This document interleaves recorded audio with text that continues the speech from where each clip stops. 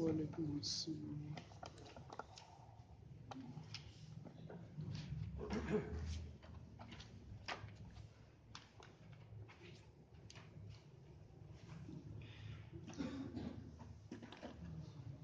سورۃ الشورى آیت نمبر 47. اعوذ باللہ السمیع العلیم من الشیطان الرجیم من حمزه ونفخه ونفثه. استجیبوا لربکم من قبل ان یأتی یوم لا مرد له من اللہ ما لکم من ملجأ یومئذ وما لکم من نکیر. فإن أعرضوا فما أرسلناك عليهم حفيظا إن عليك إلا البلاغ وإنا إذا أذقنا الإنسان منا رحمة فرح بها وإن تصبهم سيئة بما قدمت أيديهم فإن الإنسان كفور.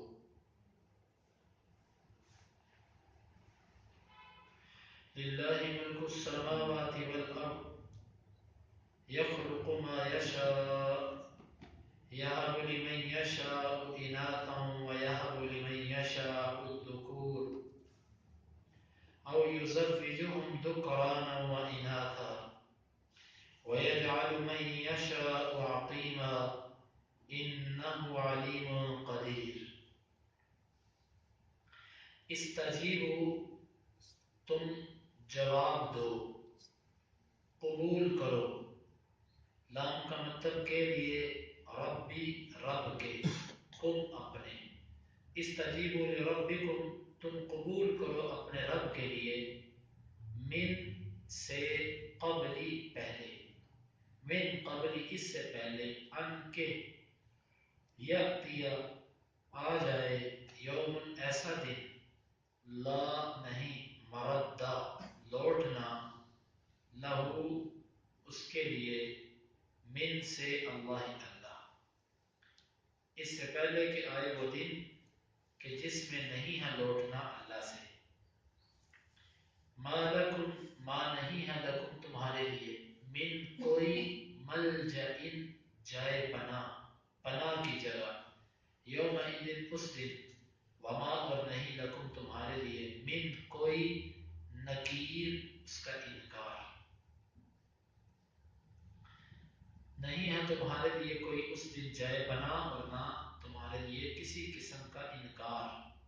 فَإِن پس اگر، اعرضوا وہ اعراض کریں، فما پس نہیں، ارسلنا ہم نے بھیجا، کا آپ کو، علیہ علی کا مطلب پر ہی ان، پس ہی ہم نے بھیجا آپ کو ان پر، حفیظا نگہبان.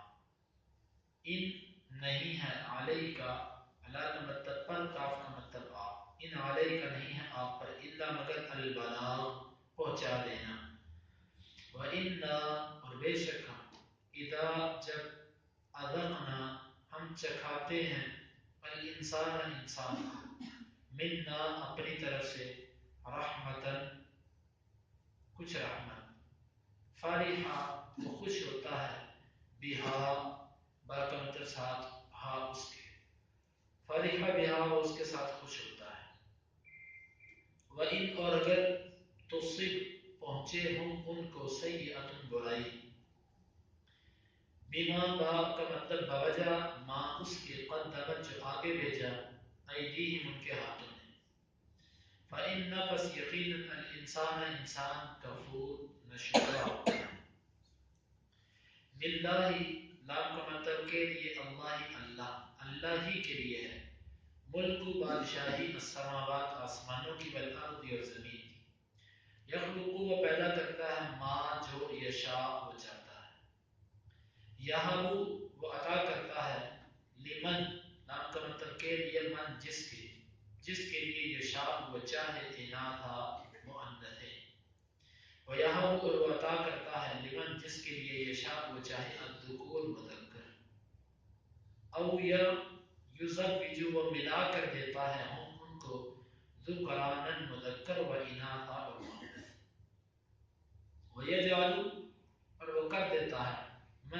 یشاء وہ چاہے عقیما بانج، انہ بے شک وہ علیم علم رکھنے والا ہے، قدیر قدرت رکھنے والا ہے۔ استجیبوا لربکم من قبل ان یأتی یوم، تم قبول کرو اپنے رب کی دعوت کو اس سے پہلے کہ وہ دن آ جائے، لا مرد لہ من اللہ، جس دن انسان کے لیے اللہ سے لوٹنا نہیں ہے، ما لکم من ملجأ یومئذ وما لکم من نکیر، نہ تو تمہارے لیے کوئی اس دن جائے پناہ ہوگی اور نہ ہی تمہارے لیے کسی قسم کا انکار۔ فَإِنْ أَعْرَضُوا فَمَا أَرْسَلْنَاكَ عَلَيْهِمْ حَفِيظًا، بس اگر وہ منہ موڑے تو پھر ہم نے بھی آپ کو ان پر کوئی نگہبان بنا کر نہیں بھیجا۔ ان علیک الا البلاغ، آپ کے ذمہ تو صرف پہنچانا ہے۔ وَإِنَّا إِذَا أَذَقْنَا الْإِنسَانَ مِنَّا رَحْمَةً فَرِحَ بِهَا، اور بے شک جب ہم چکھاتے ہیں انسان کو اپنی طرف سے کچھ رحمت تو وہ اس سے بڑا خوش ہوتا ہے۔ وَإِن تُصِبْهُمْ سَيِّئَةٌ بِمَا قَدَّمَتْ أَيْدِيهِمْ، اور اگر ان کو برائی پہنچے بوجہ اس کے جو ان کے ہاتھوں نے آگے بھیجا، فَإِنَّ الْإِنسَانَ كَفُورٌ، بس یقیناً انسان بڑا ناشکرا ہوتا ہے۔ لِلَّهِ مُلْكُ السَّمَاوَاتِ وَالْأَرْضِ، اللہ ہی کے لیے ہے زمین و آسمان کی بادشاہی۔ يَخْلُقُ مَا يَشَاءُ، وہ پیدا کرتا ہے جو وہ چاہتا ہے۔ يَهَبُ لِمَن يَشَاءُ إِنَاثًا وَيَهَبُ لِمَن يَشَاءُ الذُّكُورَ، وہ جسے چاہتا ہے مؤنثیں عطا کرتا ہے اور جسے چاہتا ہے مذکر عطا کرتا ہے۔ أَوْ يُزَوِّجُهُمْ ذُكْرَانًا وَإِنَاثًا، یا وہ ان کو مذکر اور مؤنث ملا کر دیتا ہے۔ وَيَجْعَلُ مَن يَشَاءُ عَقِيمًا، اور جس کو وہ چاہتا ہے بانجھ بنا دیتا ہے۔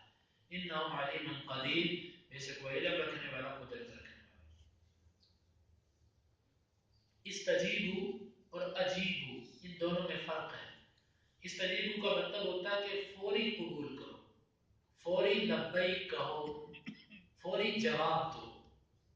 لربکم، اپنے رب کے لیے، مطلب اللہ کا جو حکم ہے اس کو ماننا نہیں بلکہ فوری ماننا ہے، فوری طور پر اس کو ماننا ہے۔ استجیبوا کا یہ مطلب ہے۔ من قبل ان یاتی یوم، اس سے پہلے کہ وہ دن آ جائے کہ جس دن انسان کے لیے اللہ سے لوٹنا نہیں ہے، اس دن کے آنے سے پہلے پہلے اللہ کو فوری جواب دے دو۔ اور وہ دن کون سا ہے؟ وہ قیامت کا دن ہے، بلکہ موت کو بھی قیامت کہا گیا۔ من مات قد قامت له القیامہ، جو بندہ مر گیا اس کی قیامت قائم ہوگی، مرنے کے بعد کوئی بندہ واپس نہیں لوٹ سکتا۔ تو یہ اس سے پہلے کہ وہ دن آ جائے جس میں انسان کے لیے لوٹنا نہیں، یہ موت بھی مراد ہے اور قیامت کا دن بھی مراد ہے، کیونکہ موت کے بعد بھی کوئی واپس نہیں آ سکتا اور قیامت کے دن سے بھی کوئی بندہ واپس نہیں آ سکتا۔ ما لکم من ملجأ، نہیں ہے تمہارے لیے کوئی پناہ کی جگہ، اس دن کوئی زمین و آسمان میں ایسی جگہ نہیں ہے کہ جہاں پر کوئی بندہ چھپ سکے، اللہ سے چھپ کوئی نہیں سکتا۔ وما لکم من نکیر، دوسری صورت یہ ہوتی ہے کہ چھپا نہیں، سامنے کھڑا ہے بندہ لیکن انکار کر دے، نہیں میں جاتا، نہیں میں مانتا۔ وما لکم من نکیر، اور تمہارے لیے کسی قسم کے انکار کی کوئی جرت نہیں ہوگی، یا اس کو تم انکار نہیں کر سکو گے، اللہ سے چھپ نہیں سکو گے کسی بھی طرح، اس کے سامنے ہو تم۔ فَإِنْ أَعْرَضُوا فَمَا أَرْسَلْنَاكَ عَلَيْهِمْ حَفِيظًا، اس آیت میں اللہ تعالیٰ نے اپنے نبی کو تسلی دی، اگر وہ آپ کی دعوت سے منہ پھیر جائیں تو ہم نے آپ کو ان پر نگہبان تھوڑی بنا کر بھیجا، ہم نے لازم تھوڑی کیا کہ ان سب کو مسلمان کر کے آؤ، نہیں، آپ کا کام کیا ہے؟ ان علیک الا البلاغ، آپ کا کام تو صرف اور صرف پہنچانا ہے۔ یہ ایک طریقے سے تسلی کہ آپ کا کام صرف پہنچانا ہے، اور یقیناً ہمارا کام بھی صرف اور صرف پہنچانا ہی ہے۔ زبردستی کسی چیز کو نافذ کرنا یہ ہماری ذمہ داری نہیں ہے، یہ حکومت وقت کی ذمہ داری ہے، اگر وہ بھی یہ نہیں کرتی تو پھر اللہ کے ہاں جواب دے۔ ہمارے اوپر یہ لازم نہیں ہے کہ ہم چلتے پھرتے اپنے ہاتھ میں طاقت لے کر کچھ ایسی، یعنی کہ ہم اپنی طرف سے زبردستی طاقت کے بل بوتے کچھ کام ایسے کروانا شروع کر دیں۔ مثلا ہم یہ کہیں گے جس نے نماز کے وقت دکان کھولی اس کی دکان کو توڑ دیں گے، یا اس کو ماریں گے، پیٹیں گے اس کو، یہ ہمارا کام نہیں ہے، یہ حکومت کا کام ہے۔ حکومت کرتی ہے تو ٹھیک ہے، نہیں کرتی تو اللہ کو جواب دے، ہمیں اس سے کیا لگے۔ اللہ کی حدیں، اللہ کے قوانین اگر کوئی حکومت نافذ کرتی ہے تو اپنے لیے کرے گی، اپنا اس کا فائدہ ہے۔ اگر نہیں کرتی تو اس کا یہ مطلب نہیں ہے کہ ہم اپنے طور پہ کسی چور کو پکڑے اس کا ہاتھ کاٹ دیں، کیونکہ یہ جو حدیں نافذ کرنا ہے یہ اللہ نے افراد پر لازم نہیں کیا، یہ حکومتوں پر لازم کیا۔ افراد اور عوام الناس کی ذمہ داری نہیں ہے، بلکہ یہ حکومت کا کام ہے۔ ہاں ہمارے ذمہ جو کام ہے، ہمارے انفرادی جو کام ہے وہ ہم نے خود کرتے ہیں، باقی جو اجتماعی کام ہے یہ حکومت کی ذمہ داری ہے۔ ان علی کا عند البلاغ، آپ کے ذمہ پہنچانا ہے، ہمارا بھی اتنا ہی حق بنتا ہے، کسی بندے کو دعوت دینا ہمارا حق ہے، مانے نہ مانے اس کی ذمہ داری ہے۔ وَإِنَّا إِذَا أَذَقْنَا الْإِنسَانَ مِنَّا رَحْمَةً فَرِحَ بِهَا، ایک اور طریقے سے تسلی کہ میرے نبی یہ لوگ صرف اور صرف آپ کی ناقدری نہیں کر رہے، بلکہ ان کا اپنے رب کے ساتھ بھی رویہ ایسا ہے، ان تصبہم، اگر ہم ان کو کوئی اپنی طرف سے رحمت چکھاتے ہیں، کوئی نعمت عطا کرتے ہیں، فرح بہا، تو اس کے ساتھ یہ بڑا خوش ہوتا ہے، بڑی خوشیاں مناتا ہے۔ یہاں پر یہ نہیں کہا کہ اس نے یہ اللہ کا شکر ادا کرتا ہے، بلکہ فرح بہا، اس کے ساتھ خوش ہوتا ہے، اللہ کو بھی بھول جاتا ہے، خوشی ملے تو۔ آپ دیکھ لیں ہمارے معاشرے کے اندر ایسے ہوتا ہے، ہمیں تھوڑی سی خوشی ملے، جس دن شادی ہو اس دن نمازیں نہیں پڑھی جاتی، یا اگر پڑھی جائے تو کٹھی کی جاتی، جس دن کوئی فنکشن ہو، پروگرام ہو، اس دن بھی نمازیں کوئی نہیں، یا جس دن کوئی کامیابی مل جائے اس دن وہ مبارکیں لیتے اور دیتے اور مٹھائیاں بانٹتے دن گزر جاتا ہے۔ اللہ تعالیٰ فرماتے ہیں تھوڑی سی ہم انسان کو رحمت چکھائیں اپنی تو اس سے بڑا خوش ہوتا ہے۔ وَإِن تُصِبْهُمْ سَيِّئَةٌ بِمَا قَدَّمَتْ أَيْدِيهِمْ، اور اگر ان کو برائی پہنچے بوجہ ان کے ہاتھوں کے، ان کی کرتوتوں کی وجہ سے اگر ان کو کوئی برا انجام جا پہنچے تو کیا کہتے ہیں؟ تو اللہ رب العزت کے فَإِنَّ الْإِنسَانَ كَفُورٌ، تو یقیناً انسان بڑا ناشکرا ہوتا ہے۔ حقیقت ہے کہ میں اور آپ، ہم سب، اللہ کی جب ہمارے اوپر نعمتیں ہوتی ہیں تو ہم اس کی کوئی پرواہ نہیں کرتے، اور جب اللہ کی طرف سے تھوڑی سی آزمائش آتی ہے تو ہم واہ ملنا شروع کر دیتے ہیں۔ کسی بندے کو اللہ تعالیٰ نے 60-70 سال کی زندگی بالکل تندرستی تک عطا فرمائی، آخر میں کوئی اس کو شوگر لگ گئی یا کوئی ایسی مرض لگ گئی، اب جب بھی آپ اس سے ملو گے اس کے منہ سے یہی نکلے گا کہ مجھے شوگر ہو گئی۔ جب بھی آپ پوچھو کیا حال ہے، بس شوگر لے کے بیٹھ گئی، یہ نہیں کہے گا کہ اللہ کا شکر ہے میری آنکھیں ٹھیک، میرے کان ٹھیک، میری زبان ٹھیک، میرے ہاتھ ٹھیک، میرے پاؤں ٹھیک۔ یہ چیزیں اللہ کی باقی نعمتیں بھول جائیں، صرف اور صرف یہ یاد رہے گا مجھے شکر ہے۔ تو یہ انسان کے مزاج کے اندر ناشکری ہے۔ اللہ رب العزت کی جو بے شمار نعمتیں ہیں، ان نعمتوں کو ہمیشہ یاد رکھنا چاہیے، اور جو اللہ کی طرف سے آزمائشیں آئیں اس کے گلے شکوے نہیں کرنے چاہیے۔ مخلوق کے سامنے اللہ کی شکایتیں نہ لگاؤ کہ اس نے مجھے یہ بیماری لگا دی، مجھے یہ بیماری لگا دی، مجھے یہ بیماری، یہ شکایتیں ہیں اللہ کی مخلوق کی آگے۔ اللہ کے ساتھ ہی اپنے شکوے کیا کرو، اللہ کے ساتھ ہی اپنے دکھ درد کا اظہار کیا کرو، عوام کے سامنے، مخلوق کے سامنے یہ کام نہیں کرو، کیونکہ مخلوق کچھ بھی نہیں کر سکتی۔ للہ ملک السماوات والارض، اور اللہ کو ان کی ناشکری کی کوئی پرواہ نہیں ہے۔ کیوں؟ زمین و آسمان اللہ ہی کا تو ہے، اسی کی ملکیت ہے۔ یخلق ما یشاء، وہ جو چاہتا ہے وہ پیدا کرتا ہے، کوئی اس کو روک نہیں سکتا۔ یہب لمن یشاء اناثا ویہب لمن یشاء الذکور، جس کو چاہے بیٹیاں عطا کرے، جیسے لوط علیہ السلام اللہ نے بیٹیاں عطا کی، ویہب لمن یشاء الذکور، اور جس کو چاہے وہ مذکر عطا کرتا ہے، جس طرح کے ابراہیم علیہ السلام تھے، اللہ نے بیٹے ہی عطا کیے، بیٹی نہیں تھی۔ او یزوجہم ذکرانا و اناثا، یا وہ ملا کر دیتا ہے بیٹے اور بیٹیاں، جس طرح ہمارے نبی صلی اللہ علیہ وسلم۔ وَيَجْعَلُ مَن يَشَاءُ عَقِيمًا، اور جسے وہ چاہے بانجھ کر دیتا ہے، اس کی اولاد نہیں ہوتی، جس طرح کے مفسرین نے اس کی مثال عیسیٰ علیہ السلام اور یحییٰ علیہ السلام بیان کیا ہے کہ ان دونوں کی اولاد نہیں تھی۔ شادی ہوئی تھی کوئی پتہ نہیں۔ ویسے ابن کثیر رحمۃ اللہ علیہ نے یہاں پر یہ لکھا کہ اس کی مثال میں عیسیٰ علیہ السلام اور یحییٰ ان دو کا نام ذکر کیا ہے. امید ہے کہ شادی ہوئی ہوگی، ذکر نہیں ملتا میرے علم میں نہیں.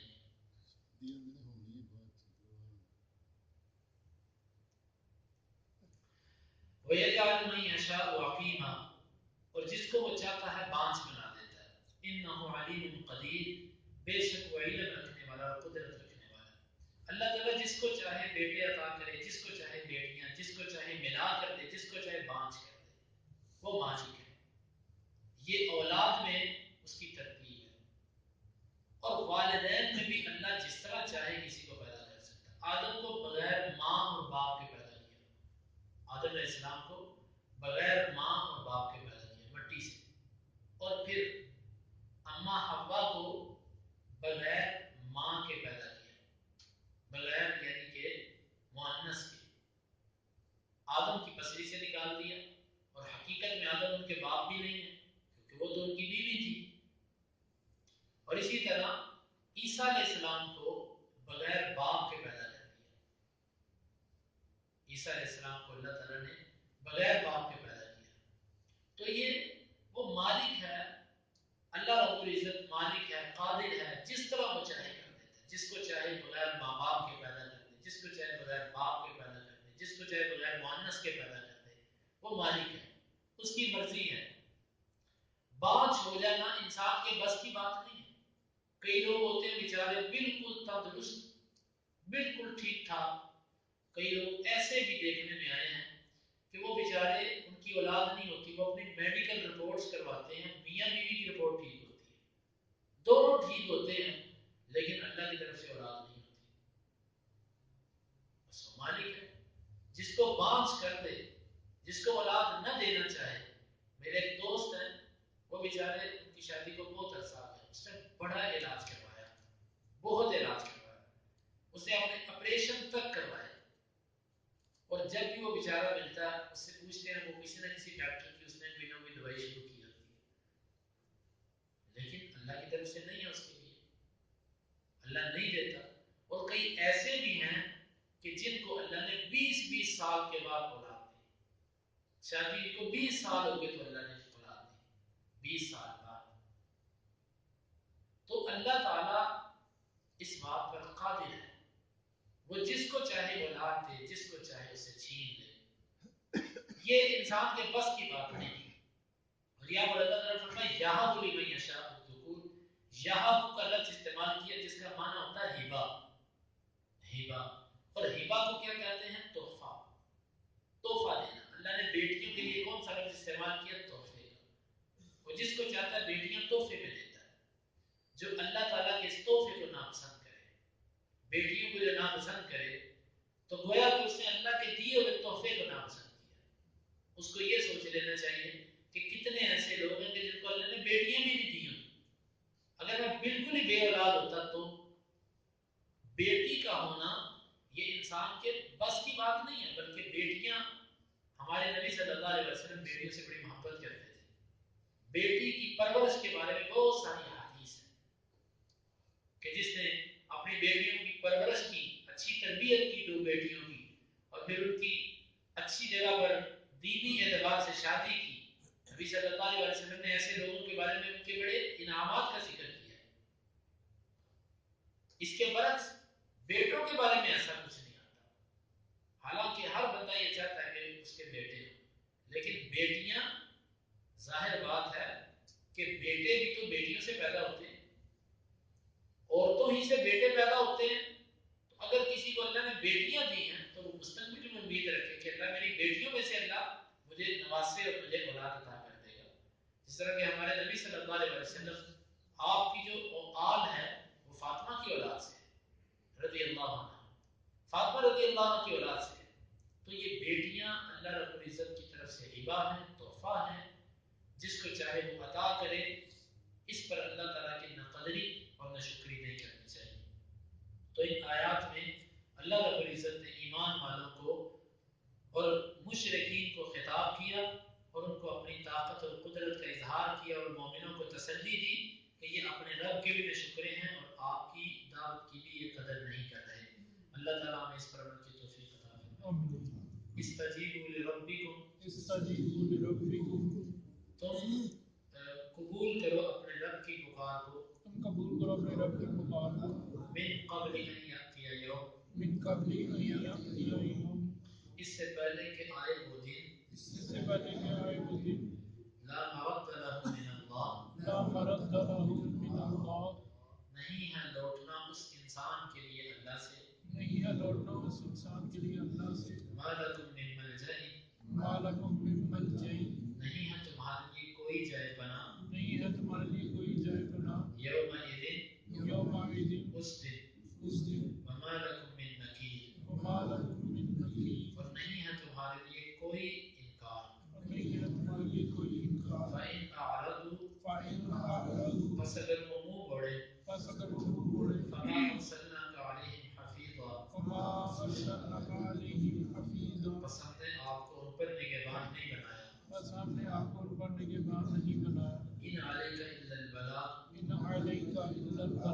نہیں ہے آپ پر مگر پہنچانا ہی. وَإِنَّا إِذَا أَذَقْنَا الْإِنسَانَ، اور بے شک جب ہم چکھاتے ہیں انسان کو، منا رحمتاً، اپنی طرف سے رحمت، فرح بها، تو اس سے خوش ہوتا ہے. وَإِن تُصِبْهُمْ سَيِّئَةٌ، اور اگر ان کو کوئی برائی پہنچے،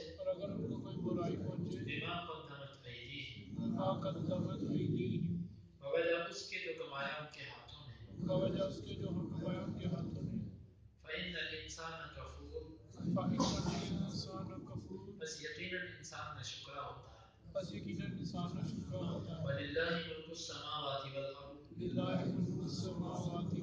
اور اللہ ہی کے لیے زمین و آسمان کی بادشاہی. یخلق ما یشاء، وہ پیدا کرتا ہے جو وہ چاہتا ہے. یہب لمن یشاء اناثا، وہ عطا کرتا ہے جس کو چاہتا ہے مؤنث سے، وَيَهَبُ لِمَن يَشَاءُ الذُّكُورَ، اور وہ عطا کرتا ہے جس کو چاہتا ہے بیٹے. أَوْ يُزَوِّجُهُمْ